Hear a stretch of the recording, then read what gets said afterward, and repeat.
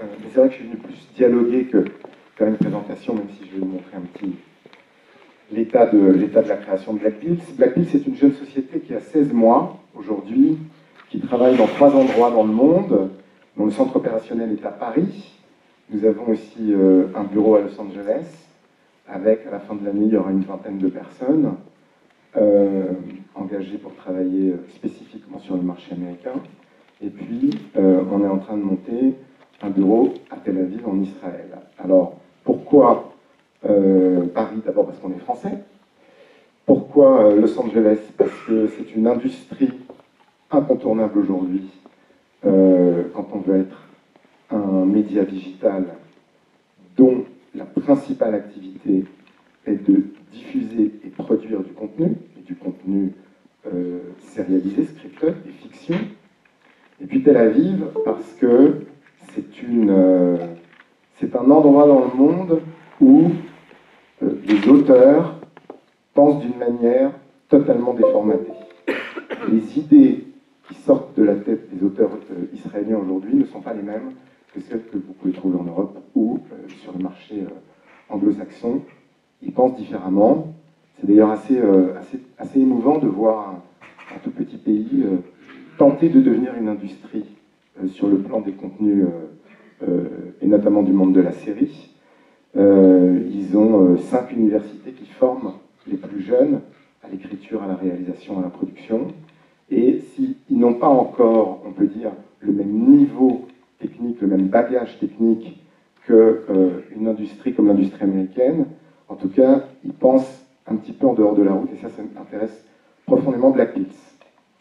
Le travail de Blackpills, la promesse de Blackpills, c'est d'abord d'être une application téléchargeable sur les stores qui délivre une série de 10 fois 10 minutes, 10 épisodes de 10 minutes chacun, toutes les semaines. Ça représente 52 séries par an, et en volume, ça équivaut à faire un long métrage par semaine. Vous imaginez les nuits des gens qui travaillent chez Blackpills. C'est un rythme assez fou et assez rigolo. Quand on dit 10 fois 10 aux auteurs, la plupart d'entre eux entendent 100 minutes divisées en 10 parties. Ils entendent la plupart d'entre eux un long métrage qui va être découpé en 10 tranches. C'est tout le contraire de ce qu'on essaye de faire chez Blackpills. On essaye de faire vraiment des séries. Et c'est assez difficile pour une raison très simple. C'est que ce modèle dynamite tout ce qu'on connaît en production et en écriture. Tout ce que les auteurs ont appris depuis des décades. Les règles d'écriture qui fonctionnent pour du 52 minutes drama, du 26 minutes comédie, du 30 dramédie, et des formats qui sont devenus des formats classiques, notamment dans le monde linéaire, sont des techniques qui fonctionnent très mal pour le 10 x 10. Pareil en production, Blackpills est assez généreux sur ses budgets en comparaison des budgets qu'il y a aujourd'hui dans le monde en digital, mais en comparaison de ce que fait un Netflix, un Amazon et bientôt un Apple ou un Facebook, ça reste modeste. Et pourtant, on a rencontré des équipes un peu partout dans le monde qui, avec très peu d'argent, ont fait des miracles. Et ça nous a beaucoup impressionnés et ça nous a conforté dans le choix de notre modèle de création. Ensuite, il y a une chose que essaye de faire Blackpills, c'est qu'aujourd'hui, le temps moyen d'attente pour créer un contenu, une série, une œuvre, un film, en France, c'est 3 ans, et aux États-Unis, 7 années. C'est donc presque une vie. Et nous, on a mis un point d'honneur à faire en sorte que quand on reçoit un projet, on le sélectionne ou on le refuse en 6 semaines, et dès l'instant qu'il est choisi, on commence à travailler. Il y a donc un temps moyen de création qui est de 10 mois entre l'idée et la livraison de la série. Voilà. Je vous ai apporté un petit trailer de ce qu'on a fait. C'est déjà vieux, mais ça va vous donner quand même un aperçu. Hello? Is anybody here? You know why you are here. What are you afraid of? So what's the plan? I'd love to see what you're doing. That's what you want. Do you have any sexual experiences? Yes! I don't need to be validated. You want to fuck me, don't you? I got something for you. You're gonna absolutely love it. Is that your penis? Love you. You're a bad girl. I mean, you're different. I understand now that sex is part of life. Oh my God, it's finally happening. There you are. Every moment is precious. I believe that if we follow our hearts, anything is possible or whatever.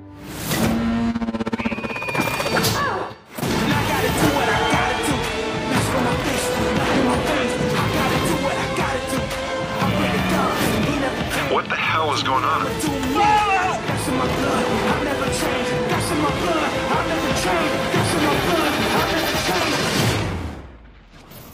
Welcome to your new home.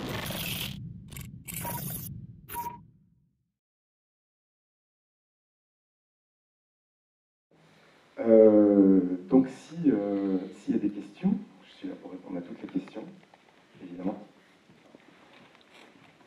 Est-ce que vous avez une ligne éditoriale pour l'animation?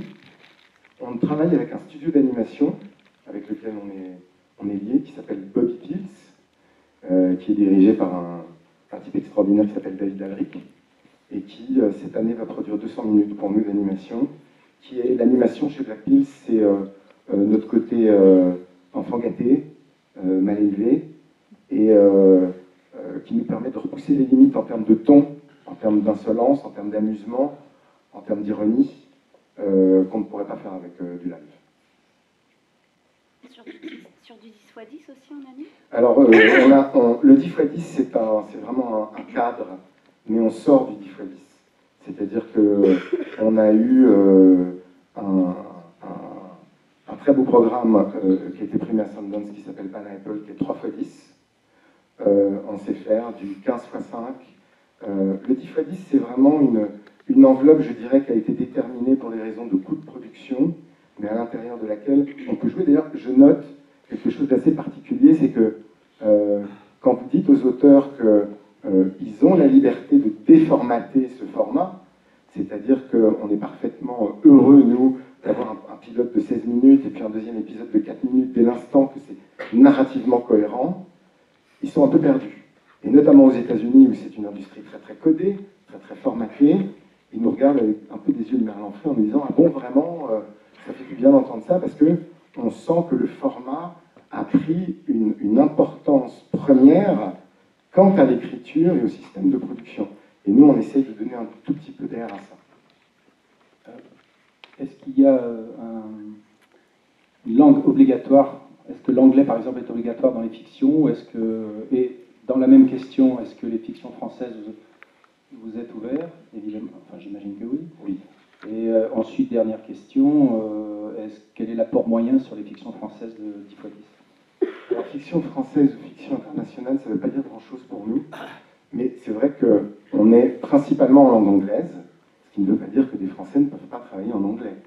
Évidemment, ils le peuvent, mais on aura toujours la volonté de faire des programmes internationaux avec ce qui veut dire que... En anglais parlé, vous ne parlez pas avec sous-titres, en anglais parlé. En anglais parlé. En anglais parlé. Ensuite, on localise nos programmes, donc il peut arriver qu'on fasse des fictions en français. Tous nos programmes sont localisés, c'est-à-dire qu'ils sont sous-titrés en 10 langues et doublés en 5. Ce qui est un énorme travail et puis un très gros coût. Mais c'est vrai qu'on a une vocation internationale aujourd'hui chez Black Pills, et pas seulement franco-français. Et l'apport, on n'a pas de modèle prédéfini en termes financiers. On n'est pas comme Studio Plus qui, je me souviens, mon ami Gilles Galu, quand ils ont créé Studio Plus, ont annoncé 1 million d'euros par série. On ne travaille pas comme ça. Quand on prend un sujet, on regarde, on a une équipe interne à la fois dédiée à l'écriture et à la fois dédiée à la production qui évalue le coût de nos programmes. Je vais vous donner un chiffre. On a une série qu'on a fait en Australie. C'était 18 nuits de tournage, 23 rôles, 35 décors, des prises de vue sous-marines, beaucoup d'actions, beaucoup d'effets spéciaux. Ça a coûté 659 000 €. Et c'est réalisé comme, pratiquement comme un blockbuster hollywoodien.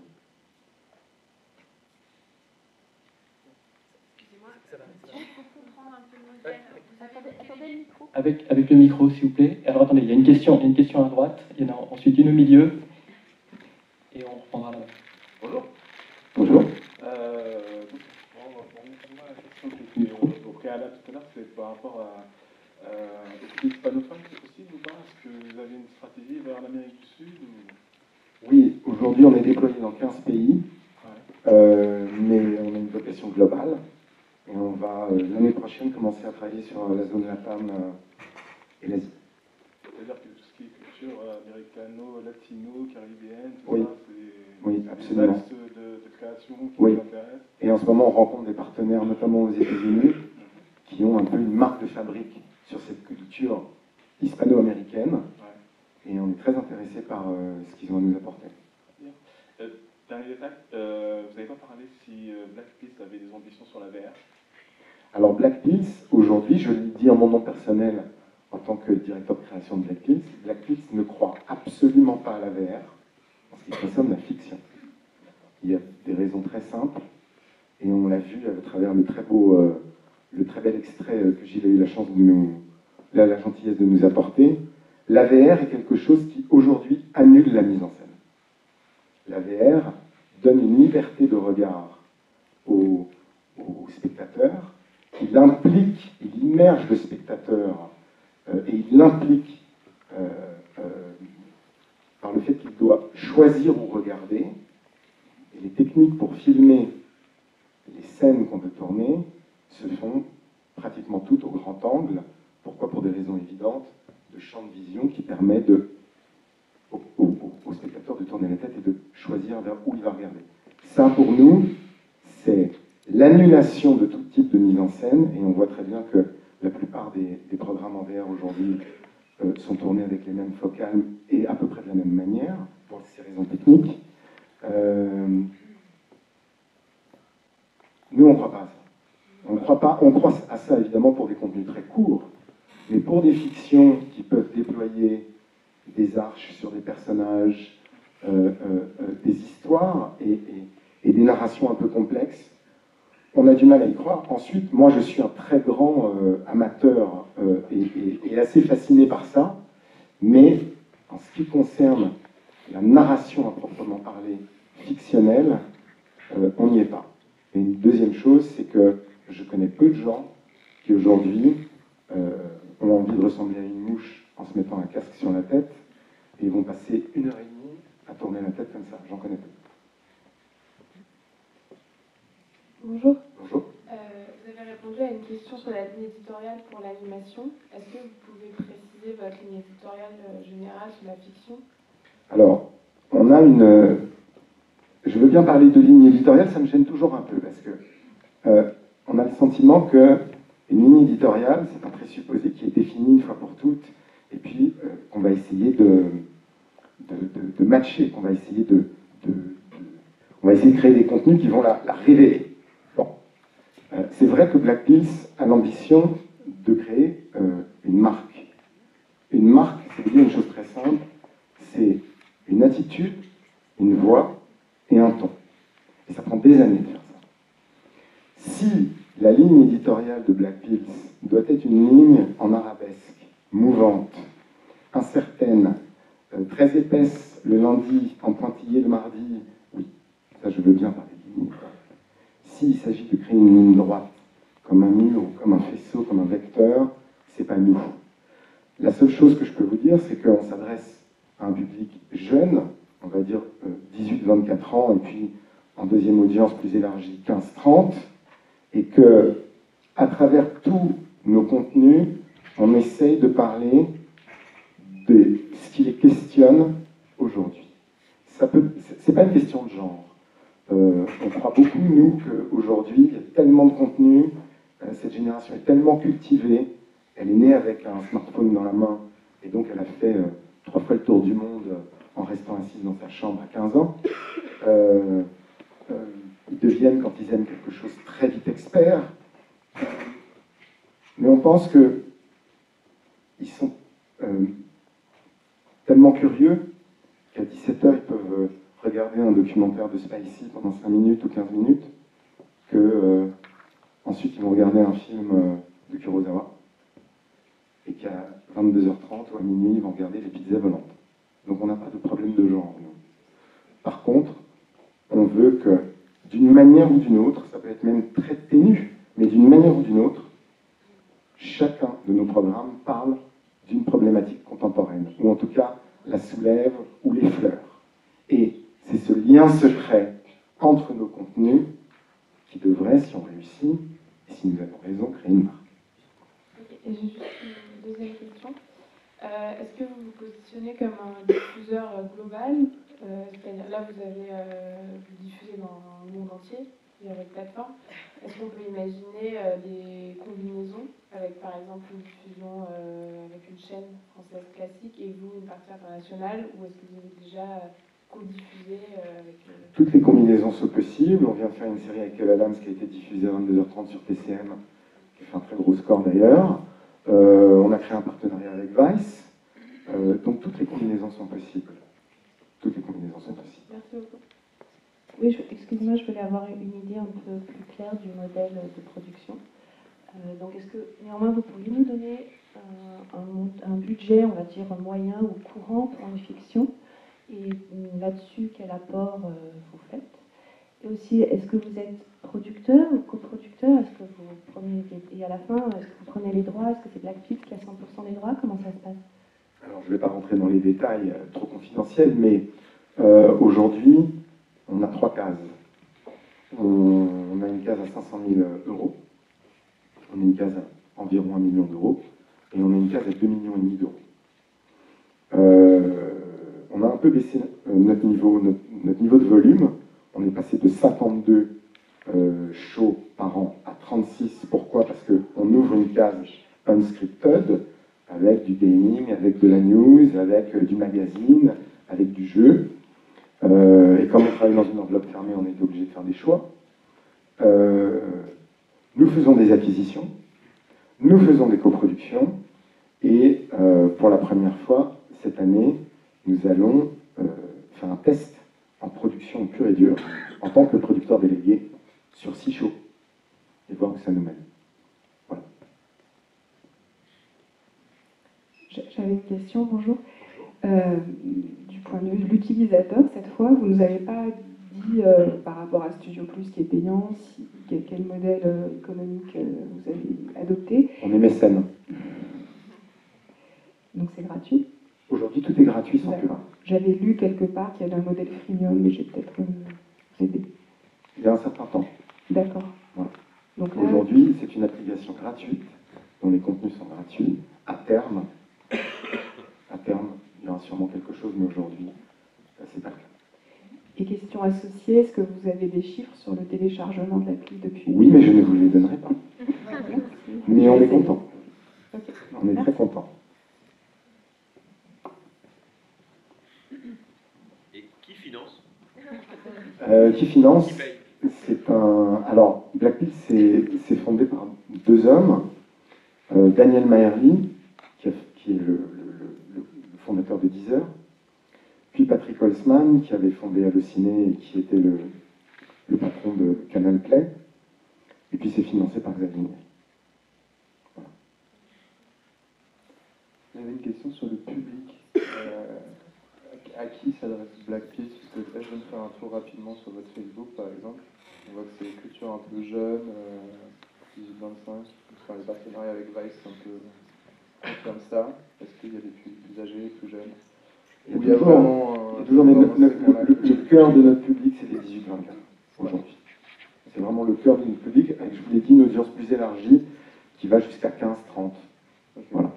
Et du coup, je rebondis là-dessus pour dire que Arte, par exemple, commence à adresser cette audience-là pas mal sur les médias sociaux.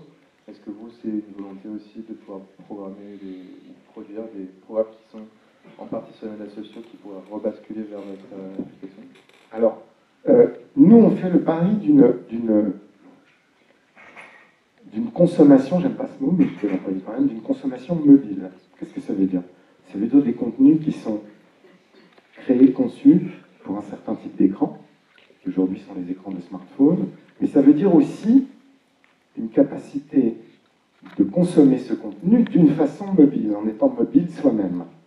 On fait le pari qu'il y a une autre manière de regarder des séries, des shows, des contenus, qu'en restant assis devant un ordinateur ou assis dans son salon. On fait le pari d'une pratique mobile de ces contenus, dans la rue, dans le bus, dans le métro, en attendant dans un café, que sais-je. Ça, c'est une première chose.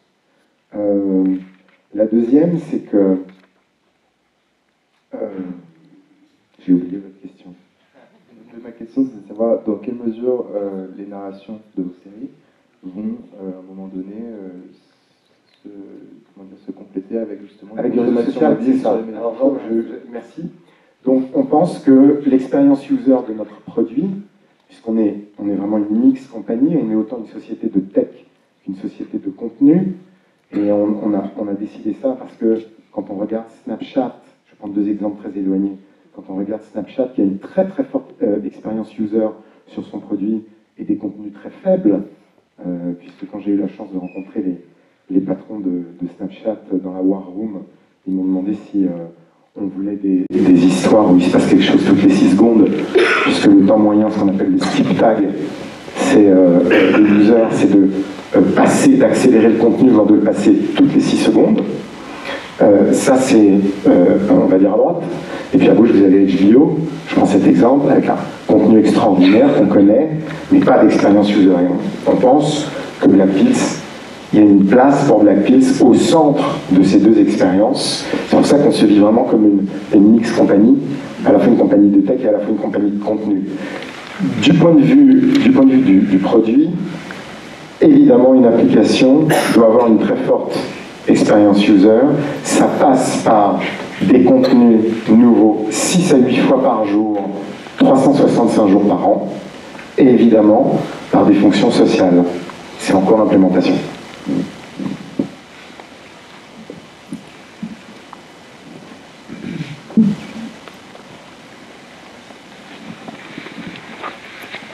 Bonjour.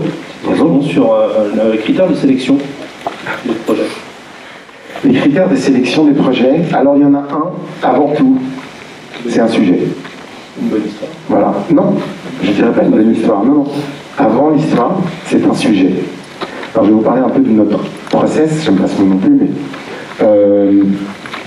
si un sujet ne nous anime pas, ne nous questionne pas, ne nous bouscule pas, ne nous dérange pas, encore une fois, indépendamment du genre, il sera passé. Si on ne peut pas résumer un sujet en une centaine de caractères, il sera passé. Après, quand un sujet nous intéresse, la deuxième chose qui compte, par-dessus l'histoire, c'est l'équipe créative. Parce que on a chez Black Pills une dizaine de personnes en production, on a une quinzaine de personnes dédiées à l'écriture, qui sont des gens qui ont été tous, je dirais pas triés sur le volet, mais qui cochent certaines cases. Il n'est pas question chez Black Pills d'avoir quelqu'un qui s'occupe de l'écriture en n'ayant jamais lui-même écrit. Et il n'est pas non plus question d'avoir quelqu'un sur l'écriture chez Black Pills qui va se mettre à la place des auteurs. Donc c'est une frontière assez ténue. C'est tous des gens très jeunes, hein, ils ont moins de 30 ans. Mais le sujet, est-ce qu'il va correspondre à ce que j'essaie de vous dire sur le côté contemporain?